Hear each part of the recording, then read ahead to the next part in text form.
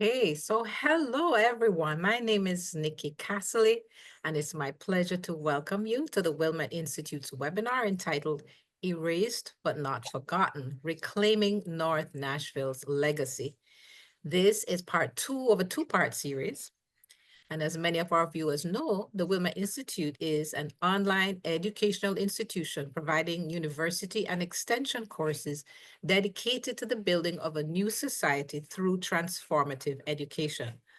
Our interdisciplinary courses aim to develop the capacity of participants to contribute meaningfully to the current discourses of society, exploring both spiritual and material dimensions of our collective advancement. Our educational endeavors, including courses, certificate programs, and webinars, inspire a commitment to social transformation, drawing upon a Baha'i conceptual framework in the areas of community building, social action, and contributing to prevalent discourses. For those who are unfamiliar with the Baha'i faith, please learn more at Baha'i.org or Baha'i.us. That's BAHAI.org or .us. First, we're going to have just a few announcements before we get started. Looking ahead to April, we have two exciting extension courses. First one, Anti-Black Racism in the U.S. and Building a Just and United Society. This course features weekly 90-minute Zoom sessions, and there are 3 different days available to choose and register. The second, the Baha'i Faith and the Arts. This course explores the Baha'i perspective on the arts. So now we're ready to get started with today's webinar. I know that it is live streamed on YouTube, so it will be accessible later on various podcast platforms. We hope you enjoy the program and we invite you to share it with others. During the presentation, you are invited to post questions in the Q&A section, some of which will be addressed at the end of the presentation. I need to also mention that the views and opinions expressed in Wilmette Institute webinars and academic programs are those of the speakers and do not necessarily reflect the views of the National Spiritual Assembly of the Baha'is of the United States, the Wilmette Institute, or any entities they represent. So now I finally have the pleasure to introduce the webinar for today, entitled Erased But Not Forgotten, Reclaiming North Nashville's Legacy with Ms. Sue Ballou St. Clair. Ms. St. Clair has held leadership roles in the US and internationally. As a National Director of Psychiatric Nurse Practitioners, she received the Outstanding Professional Award in 2010. Now partially retired, Sue serves on the board of Partners in Racial Justice, which is focused on unity and healing, and Copper to Gold, which fosters race amity. She also advises the Children's Theatre Company and helps develop a course on racism for the Baha'i National Race Working Group. She is a graduate of Wilmette Institute's certificate program in social transformation. And among the many things that we've seen that she does, she also creates the monthly Spirit of Blackness program and serves on the Spiritual Assembly of the Baha'is of Nashville. Sue has been a Baha'i since age 19. Her work centers on racial justice, healing, and building spiritually just communities. I'm so happy to welcome you back today, Sue, for this second part in the two-part series. So happy to be here. Wow, thank you so much, Nikki, for that introduction. Um, this has been an important journey for me to learn more about um, North Nashville since I've been here 12 years ago. And the last time I talked a lot about what happened to that community, predominantly Black community, with the coming of the I-40 freeway right through the middle of the community, Jefferson Street, and what it did to the community. So we're going to be diving into a refresher of what was shared last time briefly, and then a brief refresher. And then we're going to move forward into talking about some things that community building can do to help communities that have been destroyed in this way. I'd like to start out by kind of centering us. Always we think in terms of looking at ourselves as spiritual beings. And so this is just starting with a quote to help us be centered as spiritual beings as we move forward in the course. Now is the time for steadfastness. Now is the ripe moment for the stalwart warriors and champions to show forth courage and to demonstrate their heroism in the arena of service.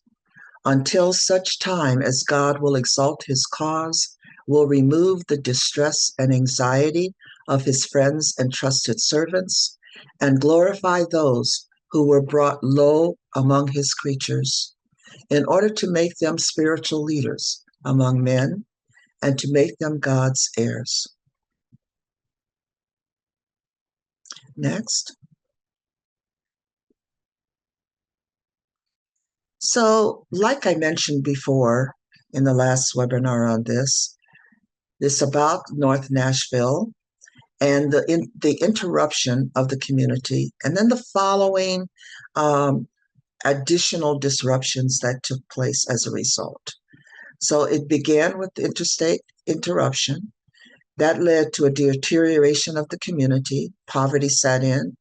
Then what happened? What comes with poverty? Also, crime is associated. And as a result, there is a school to prison pipeline that is very systematically and intentionally set up to make sure that those who are not in school will end up in a pipeline that would cause them to enter into the prison system. The last and current hit to North Nashville is gentrification. Next. Just briefly about the early life of that community. It was a thriving Black community, and it existed from the 1880s up until 1968. There was home ownership. There were community-supported schools. There were 3 universities there, Fisk, Tennessee State University, and Meharry Medical College. There was also a hospital and a dental school. There were successful businesses. There was an active community organization. There was an entertainment industry. And this is where the Baha'i community was well established. Next. This is just a brief video about giving us a brief impression of what North Nashville was like.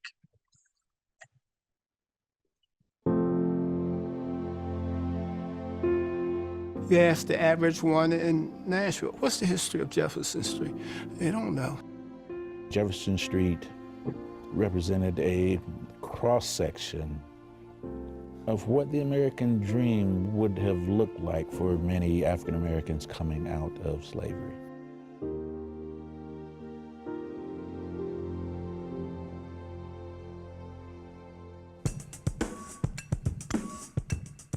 This street used to be somewhat elite, professional people, people from the universities. You had 3 thriving historically Black colleges. So you would see medical students in their white jackets. You would see college students with their book bags. Artists, poets, and writers, the Jubilee singers, people like Aaron Douglas. You got some of the oldest and most important African-American churches in the city. People started businesses that were successful. African Americans can be themselves without being Jim Crowed. Everybody in this room that's entertainers actually performed somewhere on Jefferson Street. When you think of places that define a time, a people, and a city, Jefferson Street is one of those for Nashville. I'm going to tell you what killed Jefferson Street. The building of Interstate 40. They bulldozed and bombed 300 homes. The area across the street was cleared out. No pre-construction meetings, no community meetings. It's loud, it's noisy, it kills the property value. The city just stepped aside and let the community fail.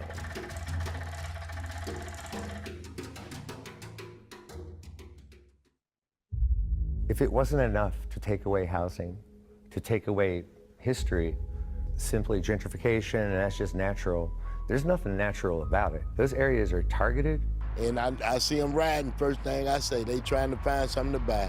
You do not have to make a desperate option to sell your home. It's not that we don't know that they're here, it's that there's no trust. At least 2 tornadoes touched down. Deadly tornadoes sweeping through Tennessee. And the death rate of COVID-19 for Black people more than twice as high. Tens of millions of people are out of work. This is a neighborhood that has had its share of bad breaks. And so to have Mother Nature not be on your side is just another strike. I'm not certain if we've struck out. Right now, we're at the stage of Jefferson Street becoming something else. The question is, who is determining what that something else is going to be?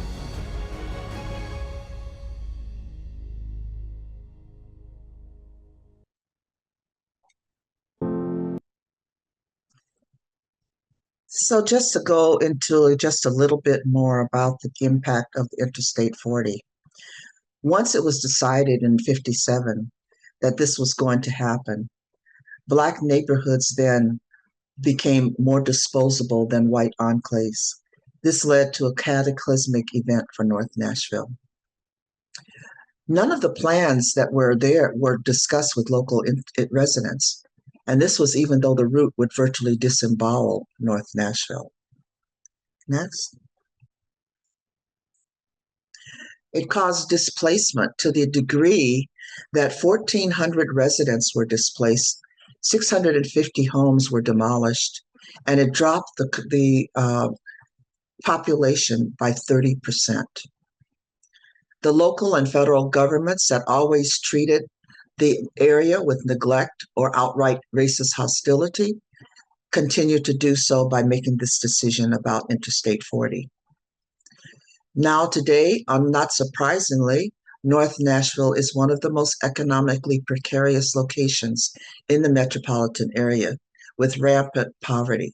I do want to say, because the majority of the area in North Nashville, 37208, is now gentrified, this would apply to those areas that have not yet been gentrified.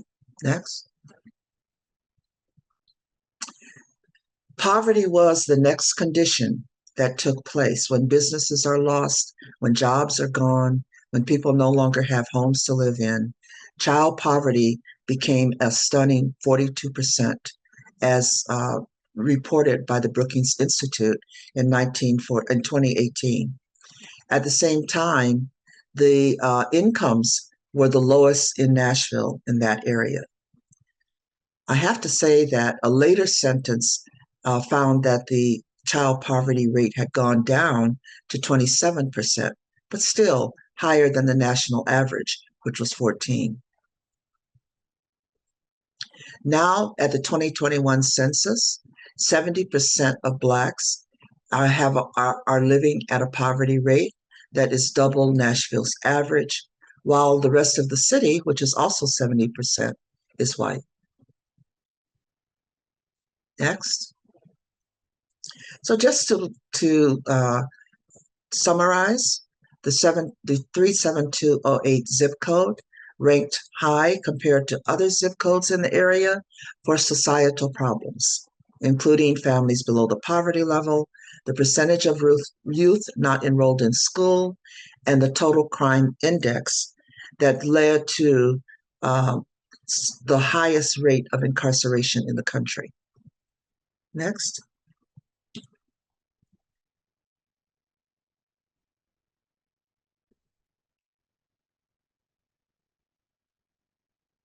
This is, I want to say something about this just before you started.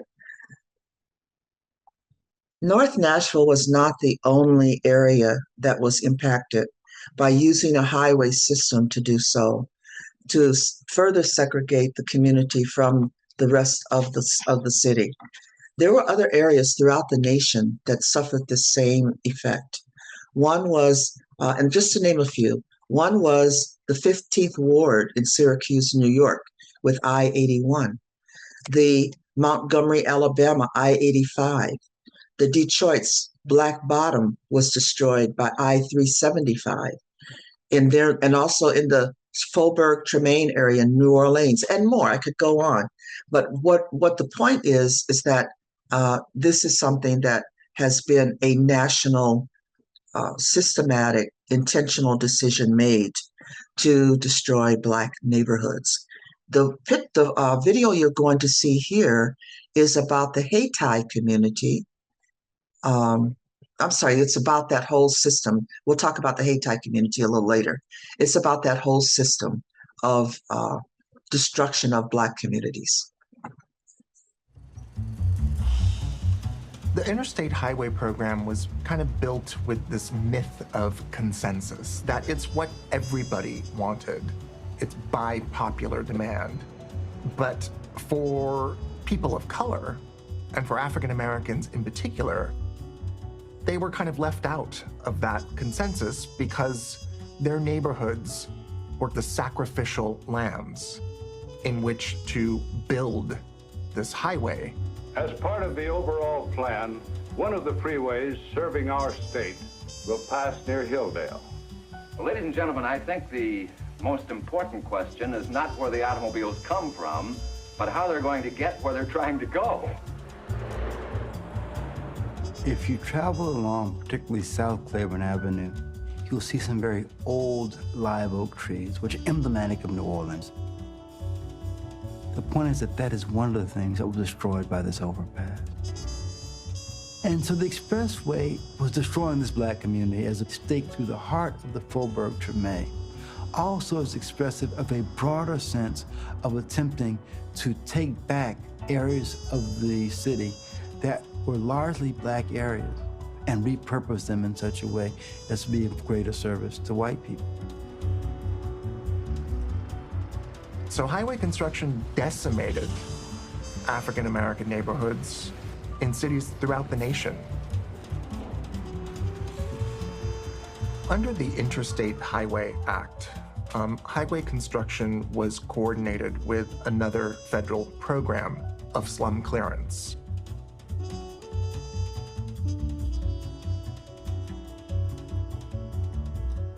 The thing that people usually say is these were dying communities and we needed the overpasses, we needed the highways to move people out of these ghetto environments. Well, in fact, these were communities that were vibrant, that people were living in, that the United States government destroyed through a combination of active funding of detrimental projects and a kind of benign neglect. They created this very kind of rigid method of categorizing neighborhoods as either very desirable or very undesirable. And the primary criteria for this system was race. That is to say that if a particular neighborhood had even one African American living in that neighborhood was immediately designated as a risk, and it was coded in the color red. And that's where we get the term redlining from. Highway construction impacted Black communities or other non-white communities because that's where property values were the lowest. There is a certain kind of cost-effective strategy in building highways through neighborhoods with lower property values. It costs the state less. However, historically, lower property values have been tied to race, and African Americans in particular. In many ways, all of these federal policies and programs were interconnected. Federal Housing Administration's policies, urban renewal, slum clearance, highway construction, all of these processes worked in tandem with each other to create an even more racially stratified geography.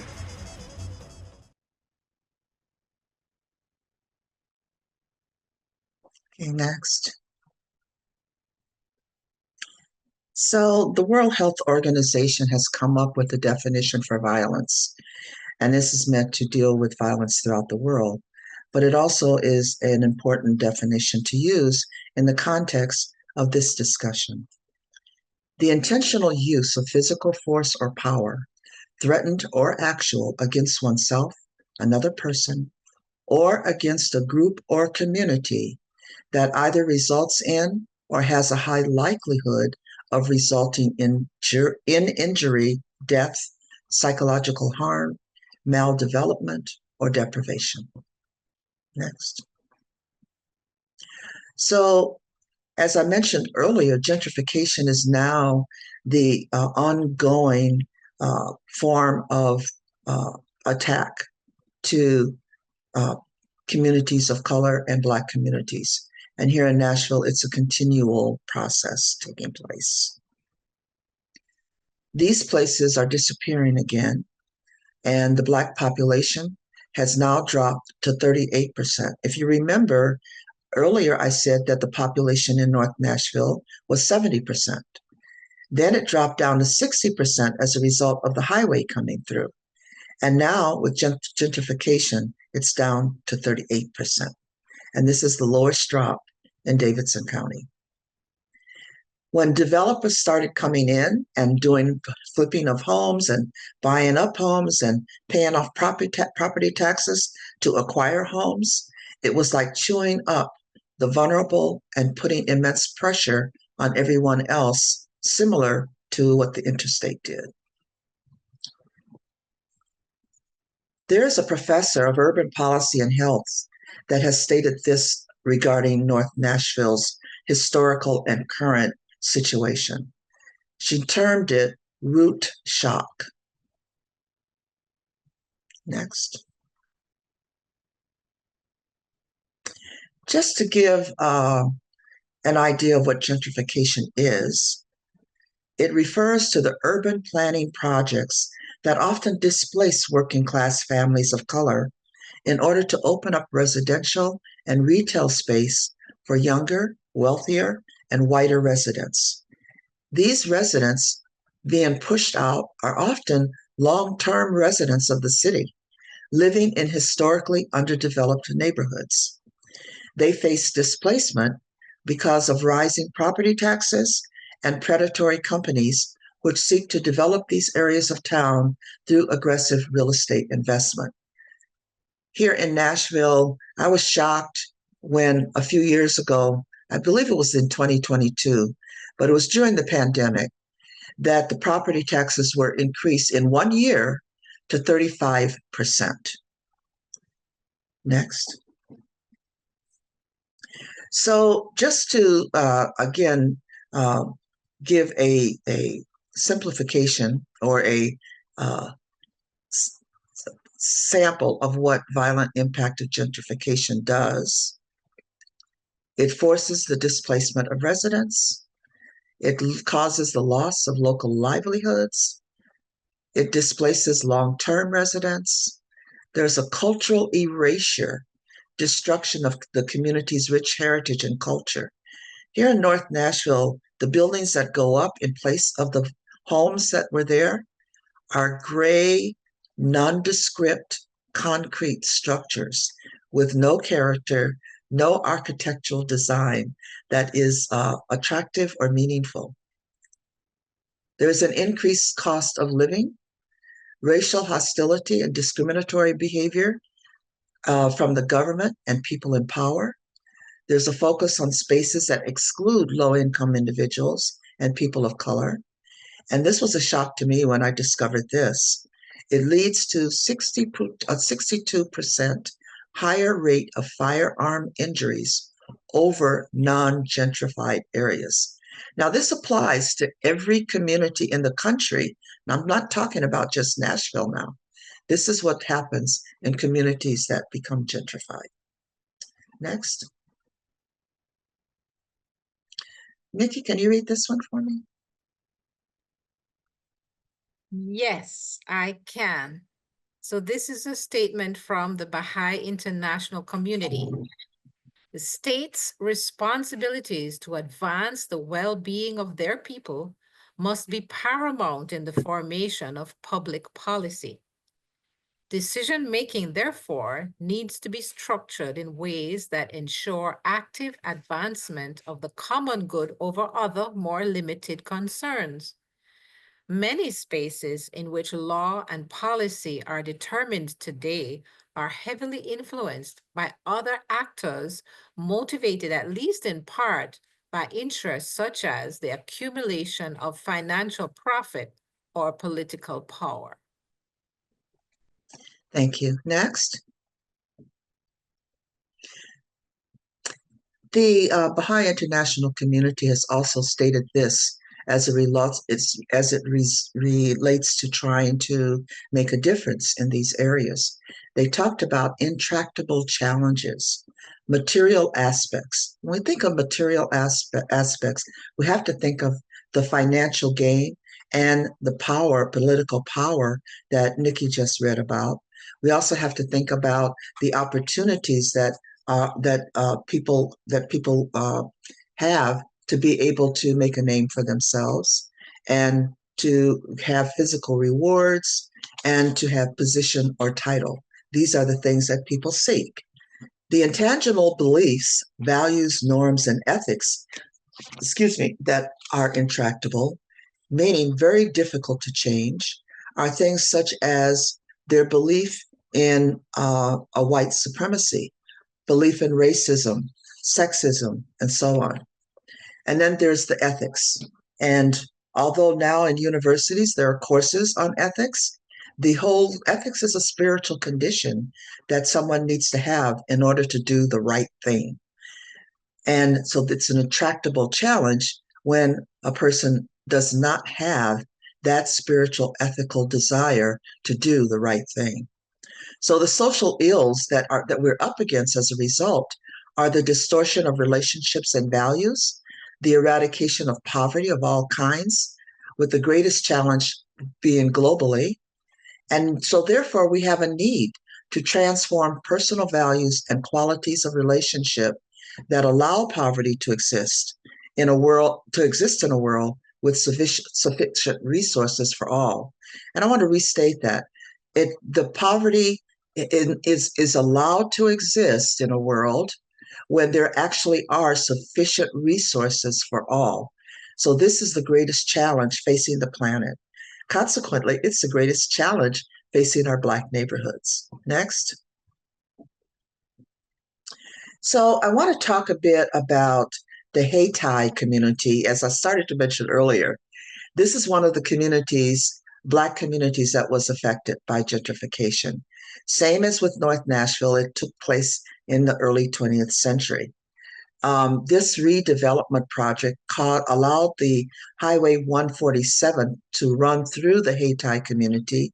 And in this case, 1,000 families were affected and 500 businesses. The term urban renewal was used to describe it. And I have urban renewal in quotes because it was a term used that was politically correct to apply to what they were doing to destroy communities of color and communities with Black people. So this type of blatant sabotage happened in predominantly African American communities throughout the United States. Next. This is just a very brief video of the revitalization project that's taking place in the Hayti district in Durham, North Carolina.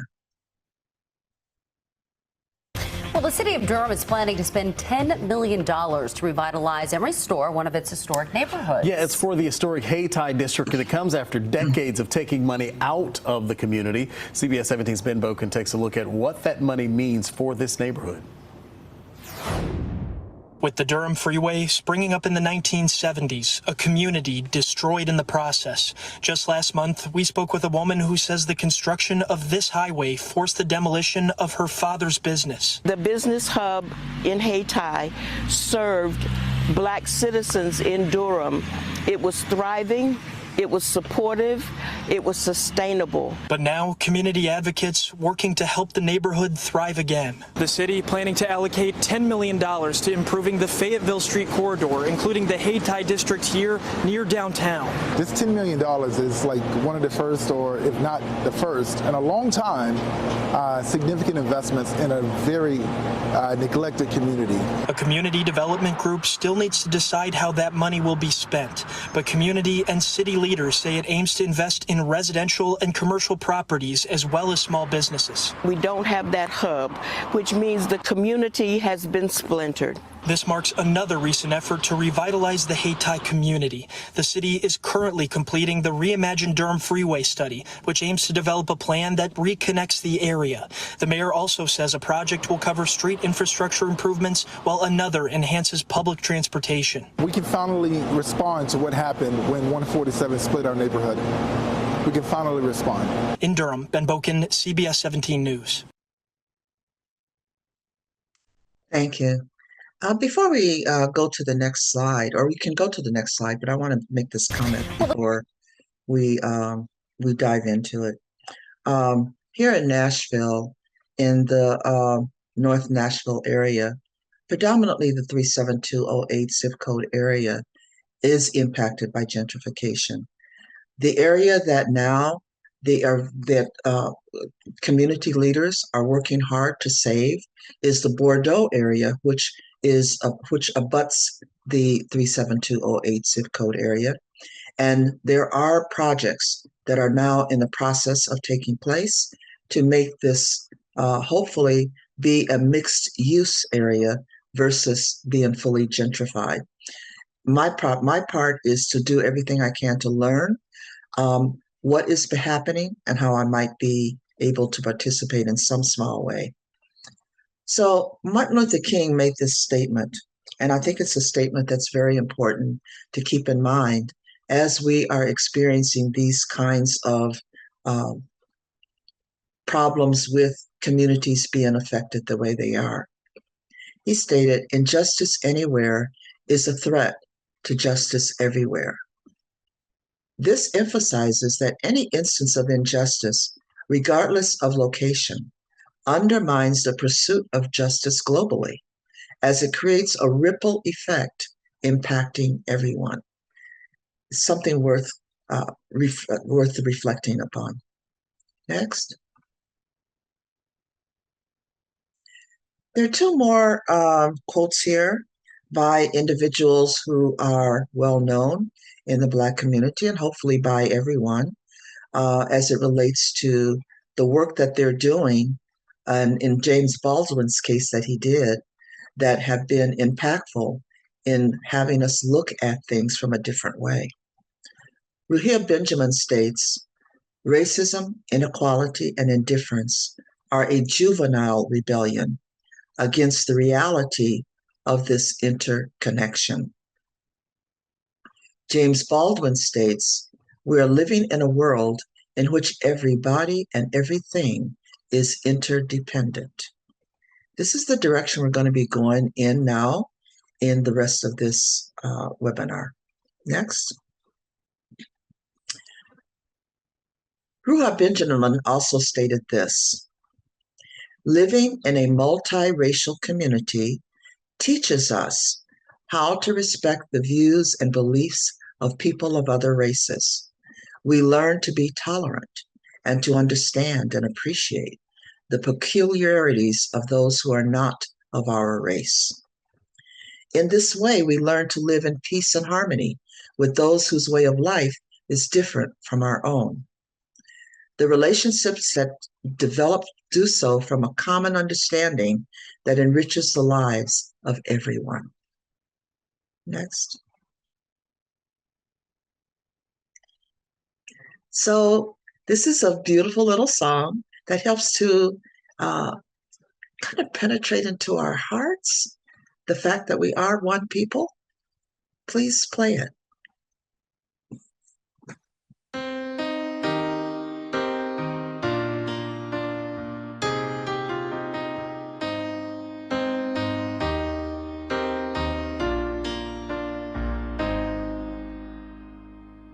I have a dream of what I wanna be. I wanna be free. That's what my heart keeps telling me. Give me your hand. We'll find a way. There's people out there that feel the same. If we help each other, I just know we can succeed. We are one. from all around the world. We share the same sun, we share the same oceans. We are every boy and girl. Come together and share our dreams. We be amongst the stars, and we know that it's destiny. And we are unity. We are unity. I do believe, oh, I believe in destiny. It's up to me to make it into reality. Give me your hand. We'll find a way. People out there, Let's feel the same. if we help each other, I just know we can succeed. we are one, but we are different. We're from all around the world. We share the same sun, we share the same oceans. We are every boy and girl. Come together and share our dreams. We be amongst the stars, and we know that it's destiny. That we are unity. No matter where you're from or who you are, if we can find common friends to be, that we are friends.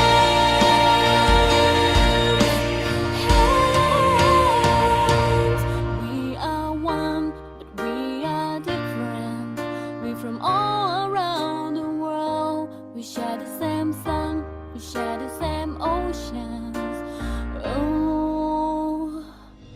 We are one, but we are different. We're from all around the world. We share the same sun, we share the same oceans.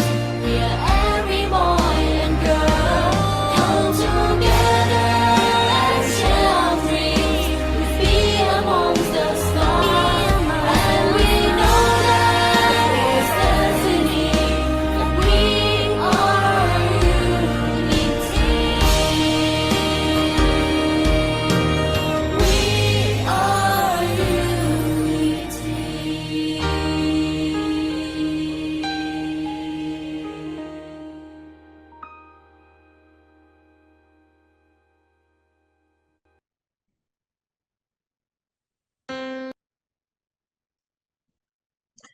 Can you read this one, Nikki? Yes. Having a spiritual community can help people to live healthier lives with greater longevity, less depression and suicide, and less substance use. So let's look at the community building process.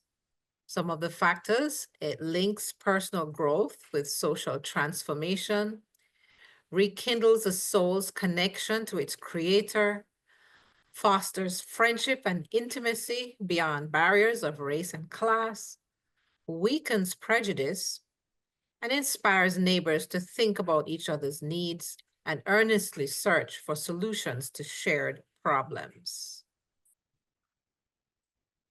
Thank you, Nikki.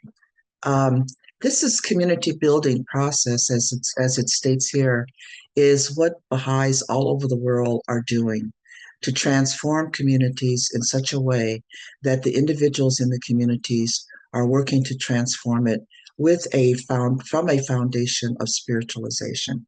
Next. This is an example of what a community does. It begins with getting to know people, sharing common vision between members of the community and those who have programs that will be beneficial to the community, should the community be interested. Please, let's play this video. Fredericksburg is a town here on the Eastern Shore, here in Maryland. It's a cluster was I identified as one of several clusters in the Mid-Atlantic region that didn't have any Baha'i educational activities happening. It was the middle of the pandemic, and so there wasn't much activity happening in my own clusters. So I came and met the friends here, and what attracted me was just their genuine enthusiasm and a commitment to sustain this endeavor and overcome any obstacle that were put in their path. So we just come out every weekend and just learn, just talk to people, have conversations, invite youth in particular to come join us in this effort to help start educational activities for children and youth. My children was talking about it. I didn't know what they was talking about. Then I was down to my niece's house where all her children was at. And that's where I met Kenny. I had a lot of questions. Is this gonna work? Is it gonna be worth it? Are my kids gonna learn anything? Is it gonna be like the last youth group that they were in or the one that I was in when I was a child? That taught me nothing but snacks and some games, you know, for an hour out of the day. I just sat out there and listened and everything. And the children participated and all that stuff. I said, amazing, my children listening. And then after that, each one of them said a prayer. I did my prayer, they did their prayer, and the children participated and did their prayer. I said, thank you, Jesus, because they was happy. They were smiling and everything. I said, this is a good thing for them. I let them go, and they loved it. It actually ended up pretty well. It took a while, yeah, but they didn't hesitate to try to make me comfortable. You know, they did everything they could to reach out and help me understand, and they made it easy for me to trust them. The primary objective of learning that we're attempting to take here in our activities is to learn how to raise up the capacity of youth to become coordinators of children's classes, to become coordinators of junior youth groups, to be the primary protagonists and building their community. I was actually scared that the kids will not do what they said. I didn't know what to expect because I don't work with children. My very, very first class was actually in my house with my siblings and then my siblings' friend. The first lesson was about love. And then the kids actually liked the song. Love, love, love, love, love your fellow man. Love, love, love is how the world began. As Baha'is, I think here to offer essentially this gift to the world of the Institute process as one particular means to help people learn about how to improve their community, each and every one of us. We as individuals in the community are just beginning to learn how to establish a systematic pattern of action that also strengthens the capacity of teachers to gain the skills and abilities that are necessary, walk with children along the path. I think being in the program have helped me by changing the way I act with people, by being kindness to them. I just can't be around the kids and acting nice and then behind them I'm mean, disrespectful to other people. But I know by helping the kids, when they grow up, they're gonna start getting into the program and they're gonna start doing the stuff I'm doing, and maybe they can start helping their community too. We're taking the first initial steps together with the communities here to learn about how to provide spaces for youth to feel safe and come together, to grow and to learn together. Because it's only through service and action in the field that each of us as individuals transform ourselves and begin to attract other people in the community to the light that's happening in us. What I learned about Abdu'l-Baha was that he was doing the same thing we're doing by helping people and showing them the virtues. Being in jail didn't stop him from spreading his word. He still found a way to talk to the people, because if he didn't, the people would have think that he had let them down. Some people would even travel really far to go see him. If I let the kids down, the kids would have been sad that I'm not continuing the lesson and they'll just forget about everything. And I think learning about him is really important. I guess the big main thing that I learned from doing children classes is patience. I don't have a lot now, but it's better than before. yeah, it's much better than before. The effort to learn together and kind of begin this process of learning and taking action here is still in its very early stages. And as we begin to learn about the needs of the community, talk to particular individuals, they naturally express kind of desires and wants for the community. My hopes and my dreams for my grandchildren and great-grandchildren, that they will grow up, be respected women and men of God. They will show love and compassion, and they will get a good job to help others. That's what my mom and dad always told us. Always help somebody out. When somebody in need, give it to them, because God's gonna give it right back to you. Community means everything to me. You can't raise a child by yourself, but groups and communities like this one are great, and they help, and they make a big impact.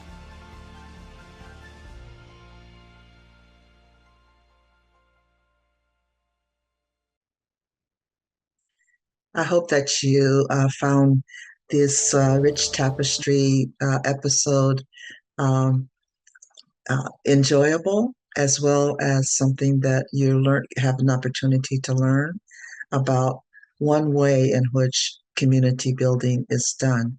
There were a few terms used in the video that I wanted to say something about, because you may or may not know what he was saying when he was using them.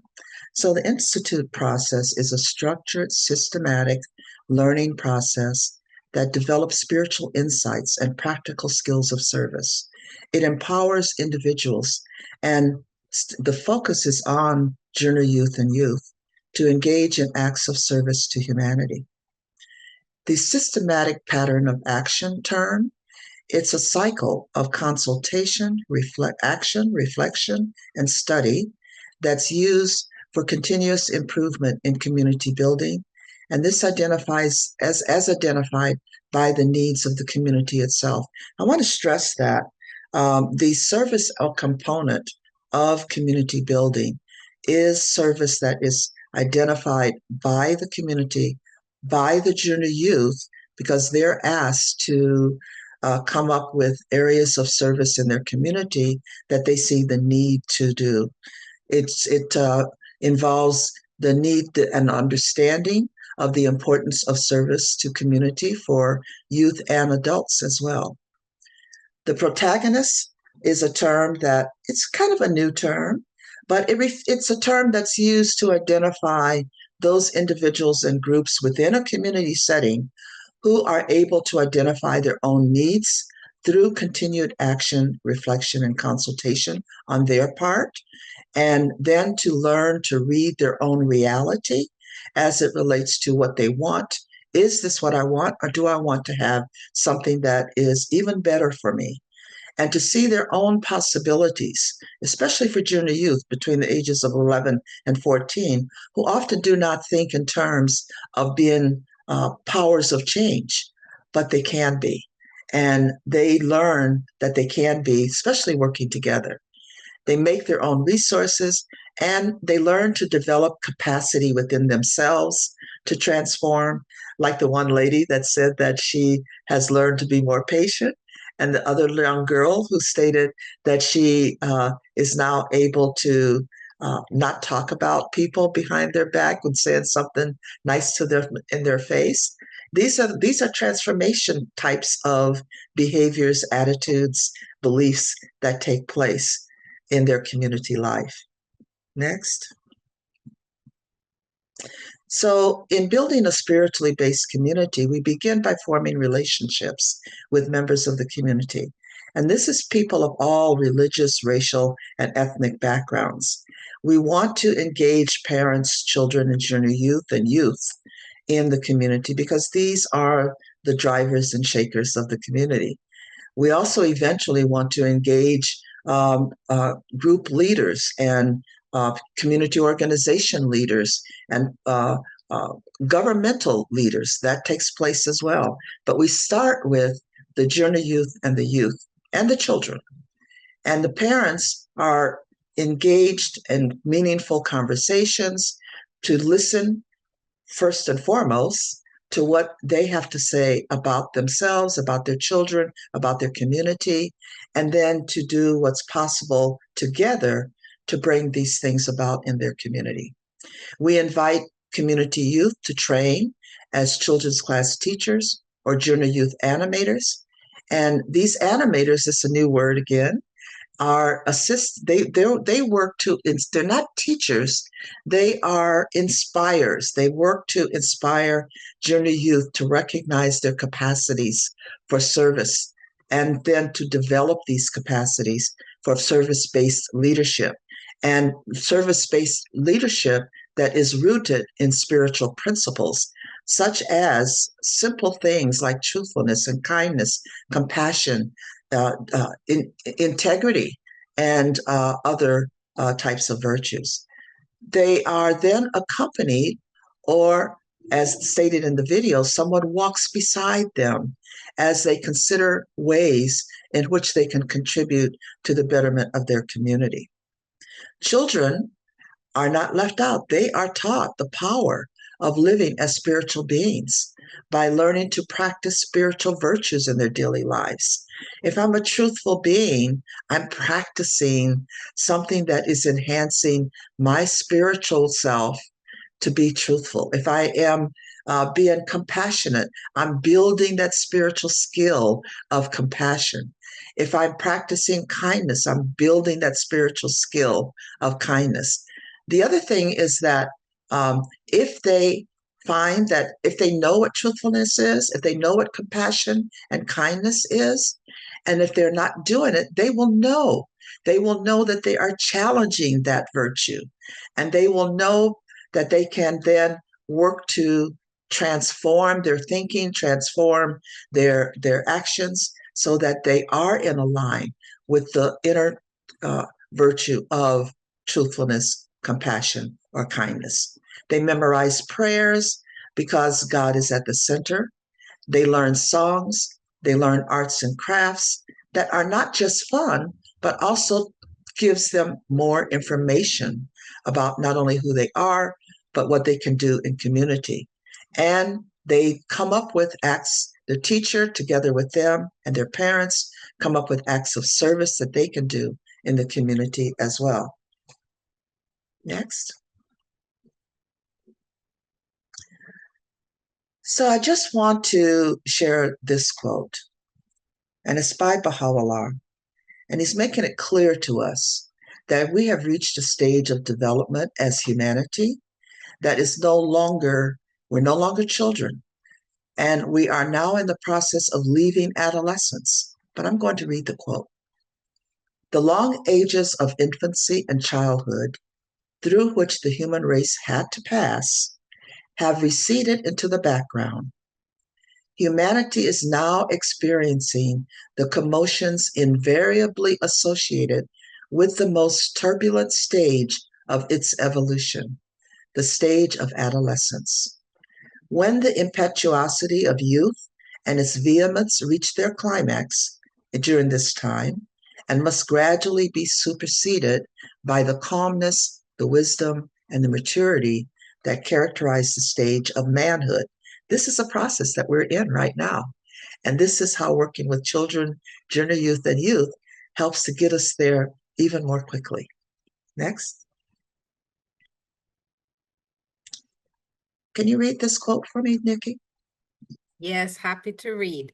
The experience of the Baha'i community may be seen as an example of this enlarging unity. It is a community of some 8 million people in 2020, drawn from many nations, cultures, classes, and creeds, engaged in a wide range of activities, serving the spiritual, social, and economic needs of the peoples of many lands. It is a single social organism, representative of the diversity of the human family, conducting its affairs through a system of commonly accepted consultative principles and cherishing equally all the great outpourings of divine guidance in human history. if the Baha'i experience can contribute in whatever measure to reinforcing hope in the unity of the human race, we are happy to offer it as a model for study. This is from the Promise of World Peace, a statement from the Baha'i Universal House of Justice made in 1986. Thank you, Nikki. I just want to reread that last sentence that she read so well, but I just want to reread it for emphasis. If the Baha'i experience can contribute in whatever measure to reinforcing hope in the unity of the human race, we are happy to offer it as a model for study.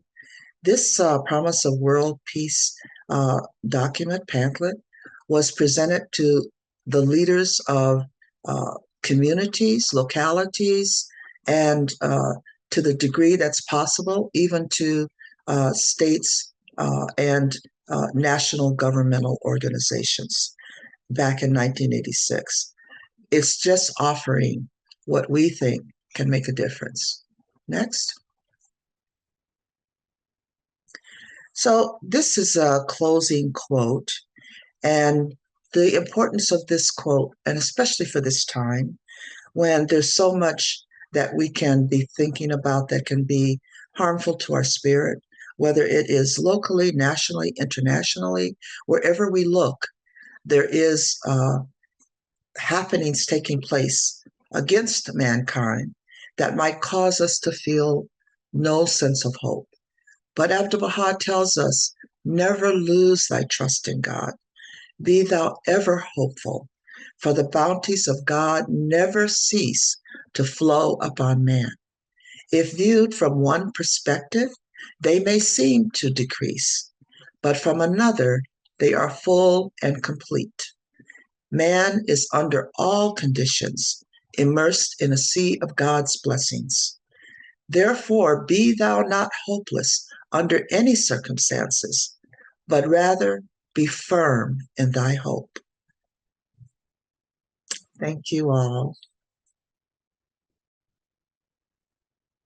Thank you so much, Sue. I'm happy to be here, and I made a few notes while I was here, but now is the time after this presentation to take some questions and answers. I see people are already starting to write in the Q&A box. Please go ahead and we will take those questions as we go along. But one of the things that struck me is this idea of being steadfast. It seemed to have woven itself throughout your presentation, Sue. The first quote, mentioned, now is the time for steadfastness. And then one of the things I noted is that the gentleman, the young man who was talking about what was going on in Maryland, he said that it was about commitment to sustain the endeavor was what was important, because anyone can go and, do something for a season, for even a year, but what it takes is that commitment, because this walking hand in hand with people, it takes time. It takes time to be there following that journey and being there for the people to sustain that hope. Because that was what really came out to me. So I do have a few questions here. So let me start reading them. Robert says, Dear Sue, you refer to the North Nashville before 1950 as a vibrant Black community. What was missing in this vibrant community that led to the Interstate 40 tragedy, and which the Baha'i community building process would overcome? I'm gonna let Sue speak to that, but yeah. What was missing? I think he should speak to that.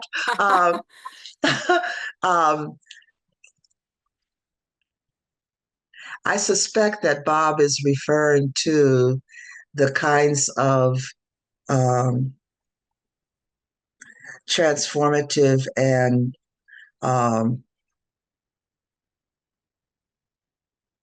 collective efforts that individuals could have done as a group early on to cement the kind of community that they have. But that's just a guess on my part. I didn't research it. I didn't grow up there. He did. So Oh, this is if he, Robert Moshrefzadeh. It's not Bob okay. I thought it was James. Bob. Oh, I thought it was Bob James. Okay. Uh, yeah. You have to know one thing about this community and about all of the communities that were Black that were redlined. Redlining meaning that they were determined by the powers that be, government, all the way up to the federal government, to be inappropriate for anybody to live in except for Black people, people of color, or very poor people. And so anyone who tried to buy a home, that was Black, they would always be directed by real estate agents to that area. They would not be allowed to buy a home in other areas. That's what redlining was. So the communities were redlined, and they had to produce what they could to live meaningful lives within the context of that community. So they produced everything. They produced schools, they produced religious ways of worship. They produced community organizations, entertainment, businesses. They produced everything for their well-being, but they still were a poor to moderately middle class because they didn't have access to what the white people around them had access to. So that's all I can say. I don't know what else you might be thinking. I think one thing that we could say is that it came upon the community as a surprise, because it seems to me in thinking about all of the cases that we have around the nation, the community was not consulted, not given time to consult with the government, local government, about what was going to happen. The government could have chosen some other methods of working with the people in the community to do what needed to be done. They felt that they needed an interstate, but to just do it like that without any notice, without any consultation, is not what, as according to the state's responsibilities, what they have to consider when they're dealing with the people that they serve. So I see some more questions here. Russell says, no questions. You gave a fabulous talk. Very well done. And Janae says, Sue, thank you for a wonderful presentation. How is the Haiti community redevelopment project progressing today? I think that video of that community speaks to that. They were given several $100 million to be able to redevelop their community in the ways that they hope to be able to do. And so I think that's a powerful thing to have happened, that they would be given that amount of funds free to develop their community in their way. Yes, and we will be, I mean, I personally now I'm motivated to look at what's happening. This was about a year ago. It was May 2024 that CBS news report came out. So it's just been a year, and I'm sure we'll learn more about it, because we have relationships in North Carolina now with the North Carolina Central University. And so we're looking into learning about what's happening there. So thank you for that question, Janae. And Robert, who questioned before, says he means how the Baha'i community building process could prevent a future Interstate 40 tragedy. Yeah, that's a good question. And I think what happens with the community building process is that, one of the things that I think we tended to feel as African Americans in this country is that the power that we have to make change or to do things was limited. But this community building process helps people to see, not only, first of all, the transformation that takes place within themselves is one that helps them to see that they have the power to transform themselves into beings that can make a difference. That's one thing. The second thing is that they collectively, working together, have the power to transform their community in ways that makes it a more powerful community to protect themselves both from external kinds of negative influences because they're doing it from a spiritual basis. They are not subject to crime. They're not subject to substance abuse. They're not subject to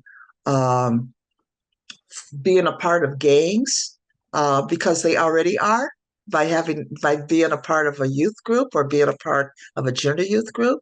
And so they already have a home among themselves that protects them from getting into another kind of home that would be with the gang. So I think that the adults also, because they see what can happen, it inspires them to themselves be more proactive in making sure that they have what they need to protect them from having things come into their community that would be harmful to them. And I think also because so many communities have been affected by gentrification, I think that, and also by the highway system development, I think also that they have learned to be much more observant of what's going on outside of their community that might impact their community. I'm talking about governmentally, politically. There now are many more Black people that are in local government positions that they can have access to information before it gets to the point where they're told about it after it's already done, already decided. Those are the thoughts I have. Thank you. Thank you, Sue. And Tricia says, thank you for this work, Sue. Nazreen also says, thank you so much for this wonderful presentation.